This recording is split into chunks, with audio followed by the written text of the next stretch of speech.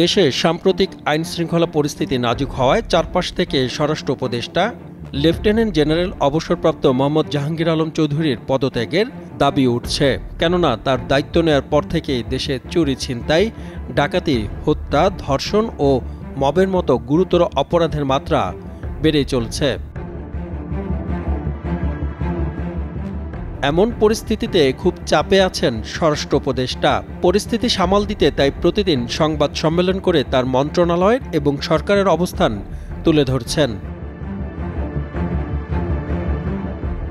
সাম্প্রতিক সময়ে দেশের সার্বিক পরিস্থিতি অতিমাত্রায় খারাপ হওয়ায় স্বরাষ্ট্র উপদেষ্টার উপর চাপ বেড়ে যায়। প্রতিদিনই জননিরাপত্তা ও আইনশৃঙ্খলা পরিস্থিতি স্থিতিশীল রাখতে কাজ করে যাচ্ছেন তিনি। আকস্মিক থানা এবং গুরুত্বপূর্ণ স্থান পরিদর্শন করছেন স্বরাষ্ট্র উপদেষ্টা লেফটেন্যান্ট জেনারেল অবসরপ্রাপ্ত মোহাম্মদ জাহাঙ্গীর আলম চৌধুরী।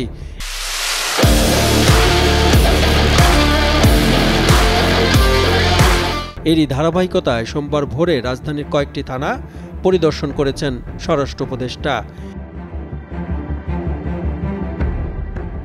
এ সময় দেখা যায় তিনি থানায় দায়িত্বরত পুলিশ অফিসার ও থানায় বন্দীদের সাথে কথা বলছেন ও বিভিন্ন তথ্য জানতে চাইছেন। থানার পাশাপাশি সড়কে দায়িত্বরত পুলিশ সদস্যদের সাথেও পরিস্থিতি নিয়ে কথা বলছেন। স্বরাষ্ট্র মন্ত্রণালয়ের জনসংযোগ কর্মকর্তা বিষয়টি নিশ্চিত করেছেন। এ সময় তিনি জানান, স্বরাষ্ট্র উপদেষ্টা তেজগাঁও, কলাবাগান, শাহবাগ ও নিউ মার্কেট থানা পরিদর্শন করেন। সাতমান সাকিব, কালের কণ্ঠ।